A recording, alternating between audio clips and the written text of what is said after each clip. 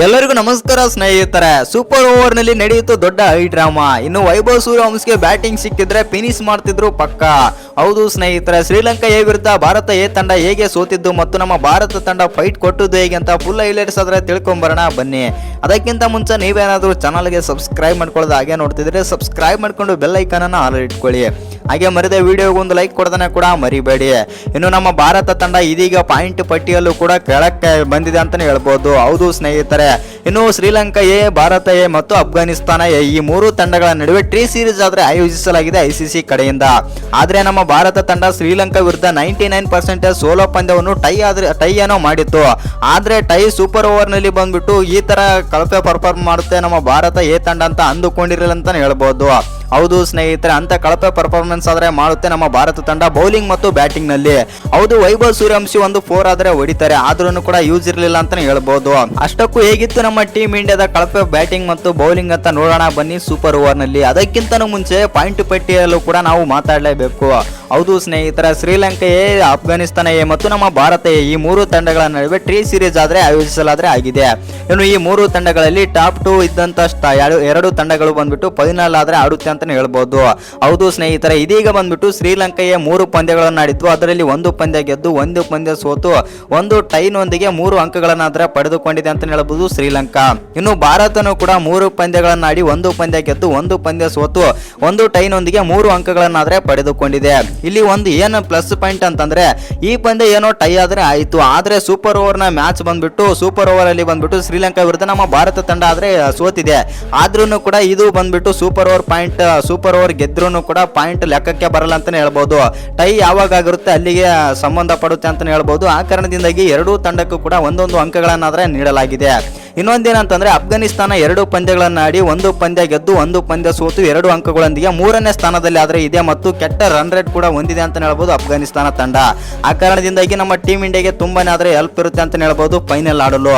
ಇನ್ನು ಈ ಪಂದ್ಯದ ಬಗ್ಗೆ ನಾವು ಮಾತಾಡಲೇಬೇಕು. ಹೌದು ಸ್ನೇಹಿತರೆ, ಶ್ರೀಲಂಕಾ ಎ ಮತ್ತು ನಮ್ಮ ಭಾರತ ಎ ಈ 2 ತಂಡಗಳು ಬಂದ್ಬಿಟ್ಟು ಇವತ್ತು ಕಾದಾಟ ಆದ್ರೆ ನಡೆಸಿದವು. ಇದು 2ನೇ ಪಂದ್ಯ ಅಂತ ಹೇಳ್ಬೋದು ನಮ್ಮ ಭಾರತ ತಂಡ ಶ್ರೀಲಂಕಾ ಎ ವಿರುದ್ಧ ಆಡೋದು.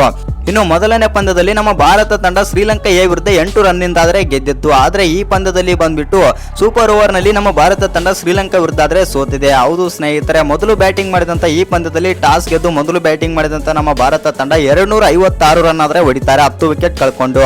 ಪ್ರಭ್ಸಿಮ್ರನ್ ಸಿಂಗ್ ಕಳಪೆ ಬ್ಯಾಟಿಂಗ್, ವೈಭವ್ ಸೂರ್ಯವಂಶಿ ಕಳಪೆ ಬ್ಯಾಟಿಂಗ್, ಋತುರಾಜ್ ಗಾಯಕ್ವಾಡ್ ಕಳಪೆ ಬ್ಯಾಟಿಂಗ್ ಮತ್ತು ತಿಲಕ್ ವರ್ಮನು ಕೂಡ ಕಳಪೆ ಬ್ಯಾಟಿಂಗ್. ಆನಂತರ ಬಂದಂತ ಬಡೋಣಿ ಕೂಡ ಕಳಪೆ ಬ್ಯಾಟಿಂಗ್, ನಿಶಾಂತ್ ಸಿಂಧು ಕೂಡ ಕಳಪೆ ಬ್ಯಾಟಿಂಗ್. ಇನ್ನು ನಮ್ಮ ಭಾರತದ ಟಾಪ್ 6 ಆರ್ಡರ್ ಯಾವುದೇ ಒಬ್ಬ ಬ್ಯಾಟ್ಸ್ಮನ್ ಕೂಡ ರನ್ ಆದ್ರೆ ಕಲೆ ಹಾಕಲೇ ಇಲ್ಲ. ಹೌದು ಸ್ನೇಹಿತರೆ, ಪ್ರಭ್ಸಿಮ್ರನ್ ಸಿಂಗ್ 11 ರನ್, ವೈಭವ್ ಸೂರ್ಯವಂಶಿ 21 ರನ್ ಮತ್ತು ಗಾಯಕ್ವಾಡ್ 37, ತಿಲಕ್ ವರ್ಮಾ 23, ಆಯುಷ್ ಬಡೋಣಿ 15 ಮತ್ತು ನಿಶಾಂತ್ ಸಿಂಧು 6 ರನ್.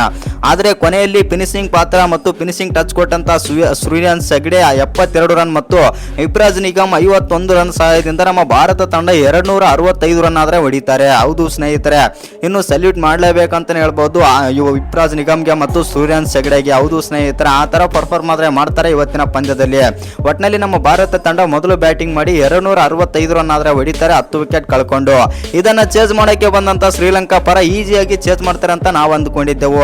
ಆದ್ರೆ ಹರ್ಷದ್ ಖಾನ್ ಮಾಡಿದಂತ ಕೊನೆಯ ಓವರ್ ನಲ್ಲಿ ಮಿರಾಕಲೆ ಮಾಡ್ತಾರೆ ಹರ್ಷದ್ ಖಾನ್. ಹೌದು ಸ್ನೇಹಿತರೆ, ಕೊನೆಯ ಓವರ್ ನಲ್ಲಿ 5 ರನ್ ಆದ್ರೆ ಬೇಕಾಗಿರುತ್ತೆ. 5 ರನ್ ಬೇಕಿದ್ದಾಗೆ ಕೇವಲ 4 ರನ್ ಕೊಟ್ಟು ಈ ಪಂದ್ಯವನ್ನಾದ್ರೆ ಟೈ ಮಾಡ್ತಾರೆ ಅಂತ ಹೇಳ್ಬೋದು ಹರ್ಷದ್ ಖಾನ್. ಇನ್ನು ಈ ಪಂದ್ಯದಲ್ಲಿ ಟೈ ಆದ ತಕ್ಷಣವೇ ಮೊದಲು ಬ್ಯಾಟಿಂಗ್ ಮಾಡಿದಂತ ಶ್ರೀಲಂಕಾ ತಂಡ ಬರೋಬ್ಬರಿ 18 ರನ್ ಆದ್ರೆ ಹೊಡಿತಾರೆ, 19ಕ್ಕೆ ಆದ್ರೆ ವಿನ್ ಇರುತ್ತೆ. ಇನ್ನು ಸೂಪರ್ ಓವರ್ ನಲ್ಲಿ ಬಂದ್ಬಿಟ್ಟು 6 ಬಾಲ್ಗೆ 18 ರನ್ ಆದ್ರೆ ಹೊಡಿತಾರೆ ಶ್ರೀಲಂಕಾ ಎ ತಂಡ. ಇನ್ನು ಇದನ್ನು ಚೇಸ್ ಮಾಡ್ತಾರೆ ಅಂತ ನಾವು ಅಂದುಕೊಂಡಿದ್ದೆವು. ಆದ್ರೆ ವೈಭವ್ ಸೂರ್ಯವಂಶಿ ನಾವು ಸ್ಟ್ರೈಕರ್ ಈ ಬ್ಯಾಟಿಂಗ್ ಸ್ಟ್ರೈಕರ್ ಅಲ್ಲಿ ಬಂದ್ಬಿಟ್ಟು ವೈಭವ್ ಸೂರ್ಯವಂಶಿ ಅಂತ ಇರ್ತಾರೆ ಅಂತ ನಾವೆಲ್ಲರೂ ಅಂದುಕೊಂಡಿದ್ದೆವು. ಆದ್ರೆ ಸೂರ್ಯನ್ ಹೆಗ್ಡೆ ಅವರು ಬ್ಯಾಟಿಂಗ್ ಆದ್ರೆ ಬರ್ತಾರೆ ಅಂತ ಹೇಳ್ಬೋದು ಮತ್ತು ಸ್ಟ್ರೈಕರ್ ಅಲ್ಲೂ ಕೂಡ ಅವರೇ ಆದ್ರೆ ಇರುತ್ತಾರೆ. ಇನ್ನು 2 ಬಾಲ್ಗೆ 1 ರನ್ ಆದ್ರೆ ಹೊಡಿತಾರೆ ಮತ್ತು ಅಲ್ಲೇ ಮ್ಯಾಚ್ ಹೋಯ್ತು ಅಂತ ಹೇಳ್ಬೋದು. ವೈಭವ್ ಸೂರ್ಯವಂಶಿ ಮೊದಲನೇ ಬಾಲ್ 4 ಹೊಡಿತಾರೆ. ಆದ್ರೂ ಕೂಡ ವೈಭವ್ ಸೂರ್ಯವಂಶಿ ಕೈಲಿ ಈ ಪಂದ್ಯವನ್ನು ಗೆಲ್ಲಿಸಲು ಸಾಧ್ಯವಾಗಲಿಲ್ಲ ಅಂತಾನೆ ಹೇಳ್ಬೋದು.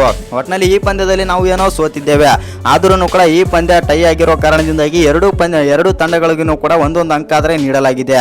ಇನ್ನು ನಮ್ಮ ಭಾರತ ತಂಡ ಬರುವಂತ ಪಂದ್ಯಗಳಲ್ಲಿ ಗೆದ್ದುಕೊಂಡು ಫೈನಲ್ ಆಡಲಿ ಎಂದು ಎಲ್ಲರೂ ಕೂಡ ಹೇಳೋಣ.